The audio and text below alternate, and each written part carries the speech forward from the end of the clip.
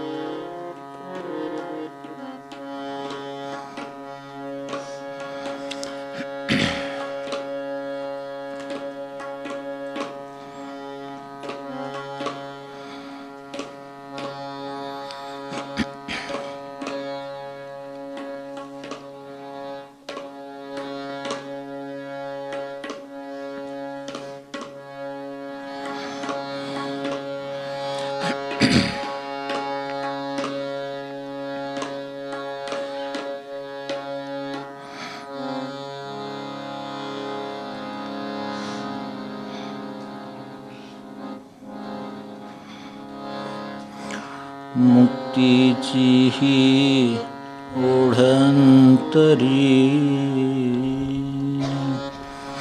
मुक्तीची ही ओढंतरी, प्रियपरी मज हा त्रास. मुक्तीची ही ओढंतरी, प्रियपरी मज हा त्रास. त्याग कशाचा करवेना मज, त्याग कशाचा करवेना मज, पटते जरी हे खास, पटते जरी हे खास.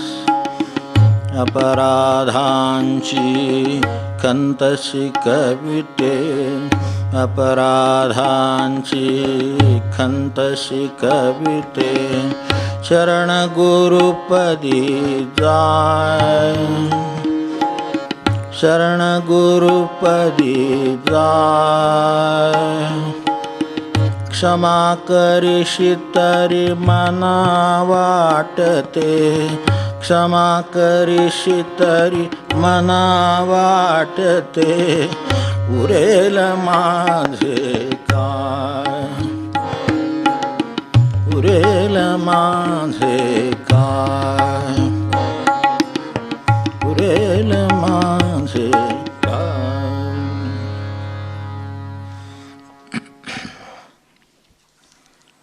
आता आपण पाहिलाय, भावार्थ पाहिलाय, आपल्याला साधनेला काय लागू आहे ते पाहिलं. आता थोडं आणखीन काहीतरी प्रयत्न करूया. हे साधनसार असल्यामुळं साधकाशी आणि देवाशी ज्या गोष्टी निगडीत आहेत, ज्या आपल्या अडीअडचणींशी निगडीत आहेत, त्याच्यावर ती निवड किंवा तेवढा भर त्याच्यावर आहे. यातली महत्त्वाची कल्पना, जे गाठायचं ते ध्येय, ते देव, ते तुम्ही त्याला काही नाव द्या, सगुण निर्गुण काय तुम्हाला म्हणायचे म्हणलं तरी चालेल. पण मूलतः आपण जसं खऱ्या कर्तयाशी ओळखावे समर्थ म्हणाले, जन्माला येऊन काय करावं तर खऱ्या कर्तयाशी ओळखावे. आता तो खरा करता ओळखला की इट इज इम्प्लाइड, हे त्याच्यात गृहीत आहे की तुम्हाला आपण करते नाही हे कळलं. असंही एकदम दासबोध वाचून आहे धडाधडा की असं आहे ना, खऱ्या कर्तयाशी ओळखावे. याच्यात असं आहे की मी करता नव्हे हे नक्की आहे. तर खरा करता कळल्यानंतर खोटा करता आपोआप कळतो, आणि तोच खरा आहे आपल्याला आत्तापर्यंत वाटत होतं हेही कळतं. तर आता तो कोण म्हणजे माझ्यापासूनच की सगळा, बाकी सगळे करत. तर ते सगळं काय आहे तसं देवाच्या विषयीची आपली कल्पना, खऱ्या कर्तयाशी ओळखावं. त्याचं स्थान काय, त्याचा वावर कुठे, तो काय करतो, या सगळ्या साधनेतल्या माणसाच्या दृष्टीनं येणाऱ्या गोष्टी आहेत. आपली नेहमीची देवकल्पना ही कशी आहे, एकदम भव्य दिव्य सगळं एकदम तिथं असं असलं पाहिजे. म्हणजे काय आता सगुणाचंच बोलणार आपण, निर्गुणात काय आकाशाकडे बोलून काय उपयोग होत नाही, ते काय सापडत नाही. तर त्यामुळे त्यातल्या साधारण कल्पना ह्या भव्य दिव्य, मग ते अलंकार असतील, शेमले असतील, काय ते पितांबर, ते झाले बरं का. तर सात आणि वात तर भव्य दिव्य आहे, काहीतरी चमत्कार घडत आहेत, सगळीकडे प्रभा फाकलेली आहे वगैरे. ते फोटो टाकता येतं, हॅलो असं हॅलो टाकतात ना फोटो मागे, त्याच्या दिव्य प्रभा कोणाच्याही मागे टाकता येते ती, म्हणजे तसं काही नाही, अलीकडे काय राहिलेलं नाही तसं काही. पूर्वी लोकांची प्रभा पसरलेली असायची आणि त्याचा फोटो निघायचा त्यात ती दिसायची.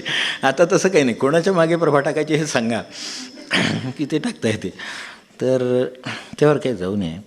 भव्य दिव्य वगैरे असलं काय, ही प्रभा वरा हॅलो काय जे म्हणतात ते सगळं तसं असणार, सगळं संपन्न सुसंपन्न, आता कशाला, किंवा अगदी अतिसुसंपन्न म्हणावर तर काय कमी कशाला नाही, सगळं प्रतिष्ठेचं असं सगळं काम आहे मोठं. अशी देवाविषयीची आपल्या कल्पना आहेत आणि त्याप्रमाणेच आपणही देवाला करायचा प्रयत्न करतो. माणसाने मामांच्याच्यात येऊन गेलं बघा, किंवा आणखीन सुद्धा आलेले आहे की ते खरं दुसरंच आहे, पण मामाने स्पष्ट सांगितलं त्यामुळं की माणसाने सुद्धा देवावर एक सूड उगवला म्हणते. देवाने त्याच्या कल्पनेनं माणूस तयार केला, तेव्हा माणसाने त्याच्या कल्पनेनं देव तयार केला म्हणले. काय वाक्यात आहे, पण आपल्या सगळ्या परमार्थाला चाटून जाणारी गोष्ट आहे. तेव्हा त्याने आपल्या कल्पनेनं माणूस बनवला सर्वोत्तम म्हणून, तर माणसाने त्याच्या कल्पनेनं देव बनवला. आता तो देव आहेच का नाही, तर त्याच्या कल्पनेचा देव आहे. आपल्या चिंतनाचंही लक्षात असेल, इसापची गोष्ट लक्षात असेल, ह्याच्यातले काय कुठल्या जे ब्रांच सगळ्या आपल्याला आठवत असतील या संबंधी. तर असं भव्य दिव्य संपन्न, मग देव असा प्रतिष्ठित आहे, त्यामुळे तो प्रतिष्ठित. आपण देवाला स्थापना करायची म्हणताना नाही का सुप्रतिष्ठितम असतो, ठीक आहे, म्हणजे साधारण तेवढं बसायला ठीक आहे. पण देव या ज्या अर्थाने लौकिक आहे, ज्या अर्थाने प्रतिष्ठा आहे, त्या अर्थाने तशात वावरतो का हा प्रश्न आहे. तर त्याचं आकलन व्हावं म्हणून हे आहे. तर तो कुठे आहे, दीन दरिद्री दुर्बल जेथे प्रेम तुझे तेथे. त्याच्यातला तो कशाच्या सहवासात राहू इच्छितो. You keep company with the companionless. हे देवाचं स्वरूप आपल्याला खरंच माहीत नसेल, कारण खरं प्रसंगात जर उपयोगी पडत असेल तर हेच स्वरूप उपयोगी पडतं. आपण विचार करून बघा, ज्या वेळेला कोणाचाही आधार नसतो तेव्हा निर्वाणीचाच आधार ना. मग साईबाबा महाराज काय स्वामी काय जे असेल आपलं ते गुरुदेव काही म्हणा, पण त्या क्षणी काय आधार, तर you keep company with the companionless. त्या ठिकाणी तो असतोस ऑलवेज अमंग द पोरेस्ट, त्यांच्यात असतोस. लोलिएस्ट अँड द लॉस्ट. काय एका शब्दात सांगितलं आपल्याला, द लॉस्ट, ज्यांचं सर्वस्व हरवलेलं आहे अशांच्या ठिकाणी देव आहे. आता त्याची मैत्री करायची आणि उपासना करायची आहे, एवढंच फक्त मला आपल्या समोर ठेवायचं आहे. तर खरं म्हटलं तर तो साधा सरळ सोपा सहज मृदू, काय आपल्याला किती शब्द वापरता येतील. आपण संतांची आरती वाचतो ना, ते सगळ्याचं झलक त्याच्यात आहे. तर पैसा भपका केला दूर साधेपणावरी वार, प्रेम निस्वार्थाचे भजन अवघे त्यागाचे जीवन. यात काय म्हणायचं ते आपल्याला आलेलं आहे. आणि खरं सांगायचं तर इतका जर सोपा देव असेल तरच तो देव असेल.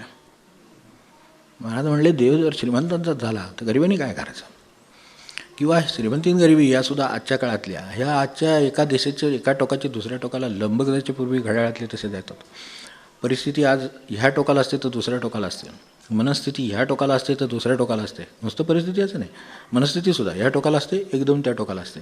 अशा परिस्थितीत दोन्ही बाजूच्या लंबकाच्या दोन्ही बाजूंना देव असतोच. मध्ये राहतो तिथेही देवच असतो. त्यामुळं असं देवाचं स्वरूप आपल्याला एकदम आकलन होत नाही. सगळं पूजा मांडलेली असली, यात्रा अमकं तमकं सगळं असलं की तिथं ते देव आहे असं वाटतं. तसं नाही आहे. ते कुठे आहे, तो इकडे आहे. तो ते डाऊन ट्रॉडन काय असेल ते हे जे सगळे आहेत the poorest, the lowliest and the lost, ज्यांचं सर्वस्व हरवलेलं आहे. आम्ही ते सर्वस्व गोळा करतोय आणि त्याच्यात जे काही कमी पडते ते आणि देवाला मागायला परत आपण असे पौर्णिमेला आहेच की बाबा देवा हे एवढं होऊ दे, देवा तेवढं होऊ दे, ते मिळू दे, हे मिळू दे, ते मिळू दे. हे सगळ्या याचा कार्यक्रम आहे, आपला देवाकडे मागण्याचा कार्यक्रम आहे. मागावं तर देवाला मागावं ह्या अर्थाने बरं आहे, पण म्हणजे कोणाला तरी मागण्यापेक्षा उगाच जो सगळा दाता समर्थ आहे त्याच्याकडेच मागितलेलं बरं, या अर्थाने ते बरं. पण हे नेक्स्ट बेस्ट आहे. हे बेस्ट नाही.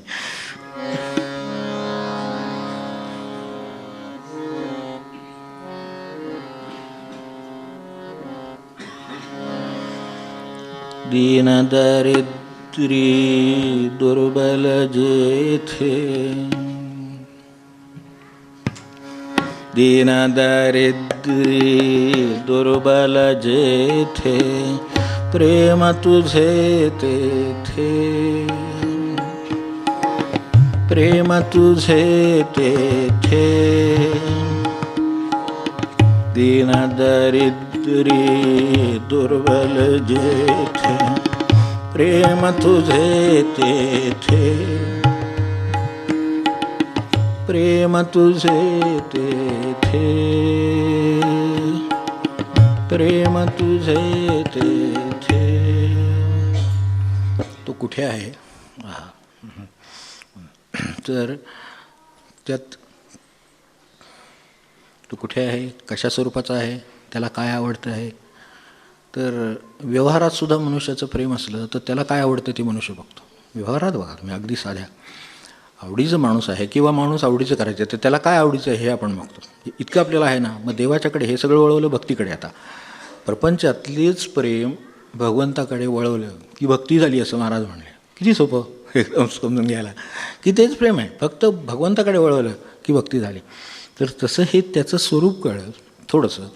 नंतर तो कुठे, त्याचं प्रेम कुठे राहतं जास्त, म्हणून त्याचं प्रेम जास्तीत जास्त.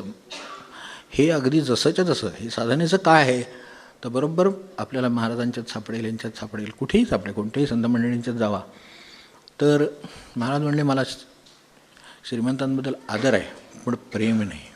काय एका शब्दात बोललेस. श्रीमंतांबद्दल आदर आहे, व्यवहाराने आदर आहे, सत्तेबद्दल आदर आहे.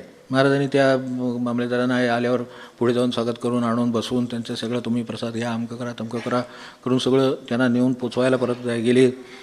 लोकांना शंका आली, एवढी महाराज हे असले 10 उभे करतील तर हे असं काय. असं ते म्हणते त्याच्या प्रारब्धाचं आहे, कालमान आहे, प्रारब्ध आहे, त्याचं काहीतरी त्यांनी केलं ना कर्म म्हणून तो तिथे बसलेत ना. ते आपला आदर देणं हे आपलं काम आहे, ते आपण द्यावं. रामाच्याच इच्छेनं झालेत ते, तर त्यामुळे रामाच्या इच्छेनं ते झालेत ना म्हणून त्यांना मान द्यावा. तशा तऱ्हेनं ते येतात. पण ते कुठे असतात, त्यांचं प्रेम कुठे राहील तर माझा तो वेडा कुठे गेला इथे राहील. जगाने वेडा ठरवला असेल पण माझा तो वेडा कुठे गेला. आणि हे जेव्हा त्यांनी त्या म्हणजे ज्याला समजलं जात होतं त्यांनी त्यातलं माझा हा शब्द जेव्हा ऐकला तो म्हणलं माझं गम झालं. चला. म्हणजे भगवंताची भक्तांशी संबंध आहे तो कसा आहे आणि कुठे असतो तर याचं आकलन यावं. आणि त्यांना तो सर्वत्र दिसत असतो, याचं आकलन येणं आणखीनच. आता हे जर आपल्याला आकलन झालं आहे तर मग आता देवाच्या पाया पडावं की कुठेही आहे. आपल्याकडे गरिबीला काही तोटा नाही आणि भारतात काही राहिलं तोटा असं वाटत नाही कधी. तर मग तो सगळ्या गरिबांच्याकडे आहे. आणि तसंही गरीब म्हणून आपण असं समजण्याचं कारण नाही की माणूसच आहे. ज्या झाडाला पाणी घातलेलं नाही ते गरीबच आहे असं कसं समजतं. जे फूल उमलते पण त्याला पुरेसं शक्ती नाही मिळत आहे तिथे तिथे देवच आहे. तो कोणाला बुद्धी देईल आणि कोण पाणी घालेल. कोणालाही बुद्धी नाही झाली पाऊस पडेल पण तो ते फुलवेल कारण त्याचं प्रेम तिथे आहे. तेव्हा अशा अर्थाने जर पाहिलं तर आपल्याला सगळीकडे हे आढळेल. मग आता हे जर सोपं आहे एवढं तर मग आपण त्याचं दर्शन घ्यावं ना. कशाला कुठं जायला पाहिजे. माणसाने बाहेर जावं, झाडाचं दर्शन घ्यावं, वळलेल्या झाडाचं घ्यावं, तिथं पाणी घालायची गरज आहे तिथे घ्यावं. आज हे पाऊस आहे म्हणून आपल्याला वाटत नाही पण पाऊस असला तर कुडकुडतो की नाही. मग ते कुडकुडणार जो आहे त्याच्याकडे देव आहे कारण देव त्याला उब देणार.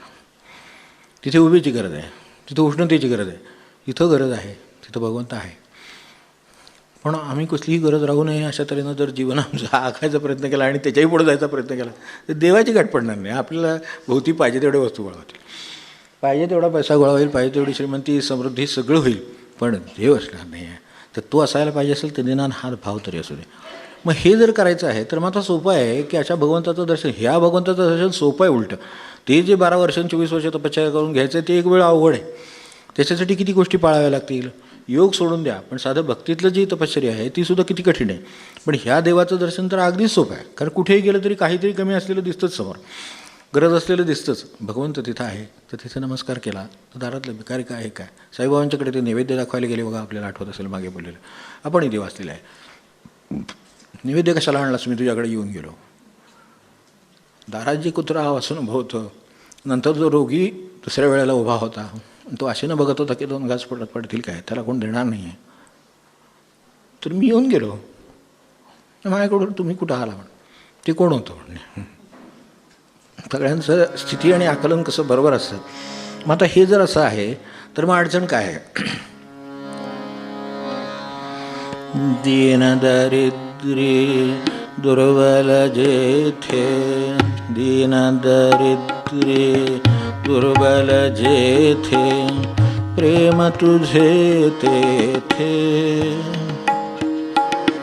प्रेम तुझे तेथे.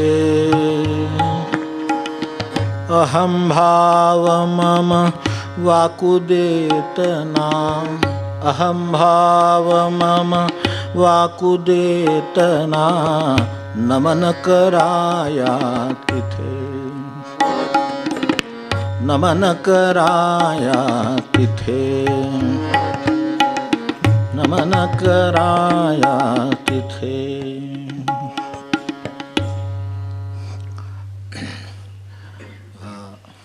अहंभाव मग वाकू देत ना, ते काय आहे, तो नाही वाकून देत. जिथे भगवंताचे पाय उभे आहेत, जिथे तो फिरतो आहे, वावरतो आहे, त्याचं बाकीचं वर्णन त्याच्यात आहे की तो त्या लोलियस द पोरेस्ट ह्याच्यामध्ये सगळ्यामध्ये वावरतो आहे, हे मला कळतंय दिसतंय. पण तिथे जाऊन त्याच्या पाया पडावं असं मला वाटत नाही, कारण माझा अहंकार आड येतो. हे धुळीतले पाय आहेत. मला सिंहासनावर ठेवलेले जे खाली असते ना फूटस्टूल ते म्हणलेले, तर त्याच्यावर ठेवलेल्या पायावर नमस्कार करायची किंवा डोकं ठेवायची सवय आहे. मला ह्या ठिकाणी धुळीत नाही डोकं ठेवता येतं. आणि कोण आड येतं, अहंभाव मम वाको देतं ना, नमन कराया तिथे, अशी अवस्था आहे. त्यामुळं जमत नाही. तर भक्तीचं काम अत्यंत सोपं आहे, ते या अर्थाने आहे. ते कुठेही कधीही आहे आणि तो त्यांना सगळीकडे दिसत असतो. आपल्याला संदर्भाने आपल्याला आठवणीत आलं असेल किंवा कदाचित वाचायला असेल नसेल तर कृष्णमूर्ती ह्याच्यात पुण्यात येत असत त्यावेळेला ते पूर्वी जास्त करून आठवल्यांच्याकडे उतरत, भाऊरावांच्याकडे उतरत. तर त्यावेळेला तिथे मुक्काम होता एक दिवस. आणि मुक्काम सकाळी उठले की त्यांचं काही नाही, देशात असा वेश, बाकी काही वेगळं काही नाही. रहस्य जे जाणं तिथं आणि आहे ना त्यात तसं आहे, देशात असा वेश, पेक्षा काही त्याला महत्त्व दिलेलंच नाही. ते वेशामुळं संत होत नाहीत. संत कुठलाही वेश त्याप्रमाणे कालमानाप्रमाणे घालतात. तर तसं तिथं त्यांनी सकाळी बाहेर आल्यानंतर त्यांना धोतर आणि त्यांचा पेहराव जो इथला असेल तो धोतर आणि एक नेहरू शर्ट असा पेहराव असेल, तर ते धोतर नेसले आणि यांनी ते शर्ट पुढे केलं, शर्ट घातला. तो शर्ट घातला आणि ते शर्ट घालताना त्या शर्टावर नाकतोडा बसला होता.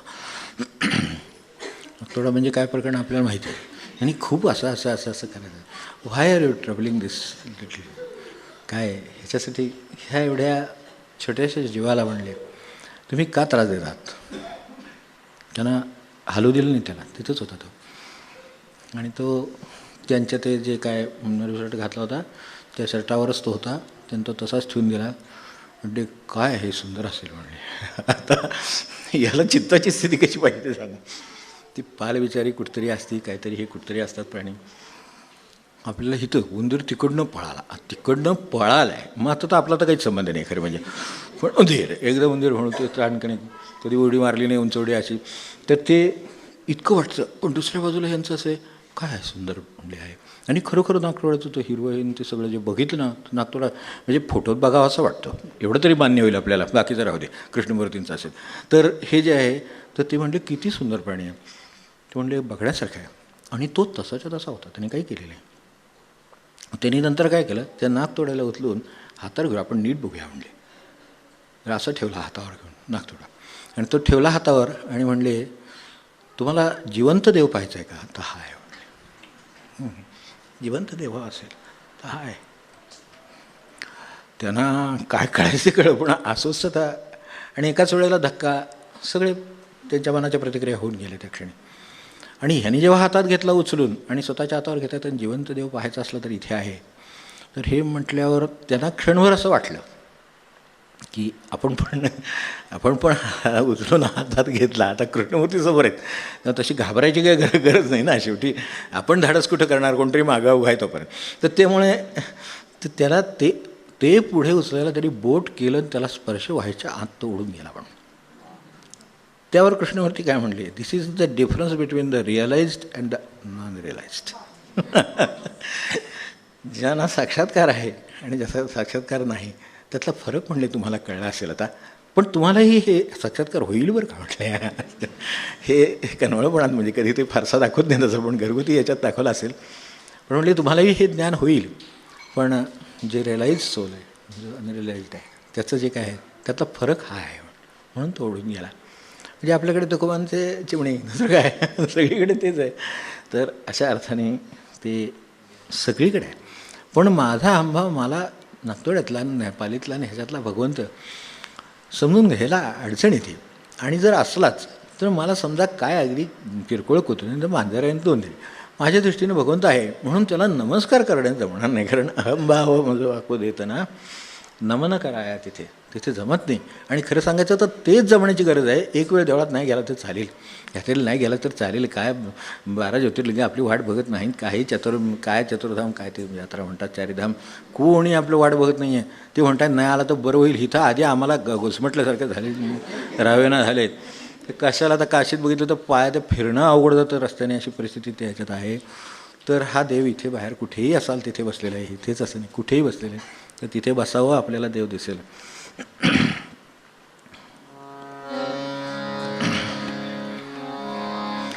काय होतं, आपण तर भक्त आहोत. भक्त आहोत म्हणजे भक्त आपण समजतो स्वतःला. तर बरं आपण बघूया, म्हणजे ते काय म्हणतात ते बघूया. सोबत कुणी ना देत जयाना, सोबत कुणी ना देत जयाना, तू रमशी तेथे, तू रमशी तेथे. सोबत कुणी ना देत जयाना, सोबत कुणी ना देत जयाना, तू रमशी तेथे, तू रमशी तेथे. जाऊ शकेना भक्त असुनिया, जाऊ शकेना भक्त असुनिया, तुझ्या सवे मी तिथे, तुझ्या सवे मी तिथे, तुझ्या सवे मी तिथे. सोबत कुणी ना देत जयाना, तू रमशी तिथे. लोक तर सोबतही द्यायला तयार नाहीत, पण तू रमतोस तिथे हे मला कळलं. म्हणून मला असं वाटतं की तुझ्याबरोबर तिथे जावं. तर मी तुझा भक्त बनवतो. तर भक्त असून या, त्याला अवतरण आहे. तर हे जाऊ शकेना भक्त असून या. जो भक्त नाही तो भगवंताबरोबर गेला आणि ते समजू शकतं, बरोबर आहे. पण जो भक्त आहे ना त्यालासुद्धा ही अडचण आहे. जाऊ शकेना भक्त असून या, तुझ्या सवे मी तिथे. तेवढं मला काय ते अजून जमू दे. साधनेचा प्रवास आहे तो एवढ्यासाठीच आहे. ह्या साधनेत असंच होतं. तर जाऊ शकेना भक्त असून या, म्हणजे त्यांना स्वतःला जाणीव आहे देव आहे, आपण त्याचे भक्त आहोत, त्याच्यासाठी सगळं करायचं आहे, सगळं करायचं आहे. पण भुकेलेला घालण्यापेक्षा पोट भरलेलं वाढत आहे, तशी परिस्थिती आहे. साध्या भाषेत सांगतो, भुकेलेलं वाढायची गरज आहे, तो पोट भरलेलं वाढत आहेत. प्रेम मिळत नाही आहे, त्याला प्रेम द्यायची गरज आहे. विपन्नावस्था आहे तिथं त्या संबंधांचा काहीतरी उपयोग व्हावा अशी इच्छा आहे. भगवंत तिथे आहे, तो त्या संपन्नतेत नाही. पण आपल्या भक्तीच्या कल्पना किंवा त्या संबंधी काय चाललं असेल ते काहीही म्हणजे. आणि आपल्याला म्हणजे देव वाटण्यासाठी किंवा भरड पडण्यासारख्या गोष्टी कोणत्या? आता आला सीझन बघा, महिन्याभर आला, किती फुटी उंची मूर्ती बनवतायत, करणारे करतायत, आनंदाने करू द्यात, आपलं काय म्हणणं नाही. पण 10 फुटी उंची झाली काय, 20 फूट उंची झाली काय, त्यानं तुमच्या भक्तीतला काय फरक पडला? भव्यता हे भक्तीचं एक लक्षण आहे, बरोबर आहे, याचं देवाचं लक्षण आहे आणि भक्ताच्या दृष्टीने त्याची गरज आहे, हे पण लक्षण आहे, बरोबर आहे. पण खरं तिथे नाही आहे. तुम्ही जे काय छोटीसं जे काय ठेवलेलं आहे आणि ज्याच्यावर तुम्हाला तो देव वाटून तुमचे जे जो भावात बदल होतो, तिथे देव आहे. मग तो किती मोठा आहे अशातला काही प्रश्न नाही, पण आपल्याला ते आकर्षण आहे. इकडे तर आता सोन्याचे मुकुट घालायचे आले, चांदीचे मुकुट घालून झाले, सोन्याचे झाले, पालखीला रंगवून झाले, सगळं झालं. चांदीची मडवून झाली, सोन्याने मडवून झाली, मुकुट घालून झाले. आता कुठे घालायचं सोन्याचा दागिना? जसं फार श्रीमंताच्या घरी आता दागिना कुठं घालू अशी घरात परिस्थिती होती, तर तसे झाले आहे. तर आता काय करायचं? आता सोन्याचा मुकुट घालून झाला, पण ह्यामुळे मुक्त होत नाही ना, मुकुट होतो तो छान दिसतो, पण मुकुट म्हणजे काही मुक्त नव्हे. तर तिथं सोन्याचा मुकुट आहे. असे किती ठिकाणी जिथे जिथे समृद्धी येईल तिथं सगळे हे येईल. पण ह्याच्या पुढं जे मला साधायचं आहे, जे अंतिमतः तादात्म्य आहे भगवंताशी, जो भगवंताकडे समाधान आनंद आहे, तो जो शाश्वत आहे, ते जे मला मिळवायचं आहे, ते ह्यातनं कुठून मिळवायचं? त्यामुळं कुठेही गेलं तरी आपल्याला याचं सारांश नाही लक्षात येईल. ह्या प्रतिष्ठित भगवंत नाही, या भव्यदिव्याच्या नाही, चमत्कारात नाही, कसल्या जादूटोण्यात नाही, समृद्धी अशा अर्थाची समृद्धीत नाही, तो सगळा आपला आलबेल ठेवण्यासाठी नाही, तो संकटात टाकण्यासाठी आहे आपल्याला. कारण तो काय म्हणतो, तू संकटात पडलास म्हणजेच मला तिथं येता येतं.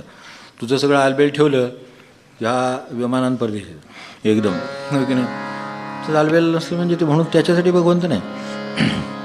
असं आपल्या साधारण लक्षात आलं. जेव्हा भगवंत जे मगाशी म्हटलं तसं, कीप्स कंपनी विथ द कंपॅनियनलेस. आता असं जर असेल तर जो कोणी कंपॅनियनलेस आहे त्याला काळजी करायचं काहीच कारण नाही, कारण भगवंत त्याच्याकडे थेट. ज्याला कंपॅनियन असेल त्याला म्हणेल, तो म्हणेल आहे कोणीतरी तुला, काय गरज नाही. पण ज्याला कोणी नाही आहे त्यांना आश्वस्त राहावं की भगवंत त्याच्याकडे आहे. तीन दरिद्री दुर्बल जेथे, तीन दरिद्री दुर्बल जेथे, प्रेम तुझे तेथे, प्रेम तुझे तेथे. अहम भाव मल वाकुदेतना, अहम भाव मम वाकुदेतना, नमन कराया तिथे, नमन कराया तिथे, नमन कराया तिथे. सोबत कोणी ना देत जयाना, सोबत कोणी ना देत जयाना, तू रमशी तेथे, तू रमशी तेथे. जाऊ शकेना भक्त असुनिया, जाऊ शकेना भक्त असुनिया, तुझ्यास वे मी तिथे, तुझ्यास वे मी तिथे, तुझ्यास वे मी तिथे. जानकी जीवन स्मरण जय जय राम.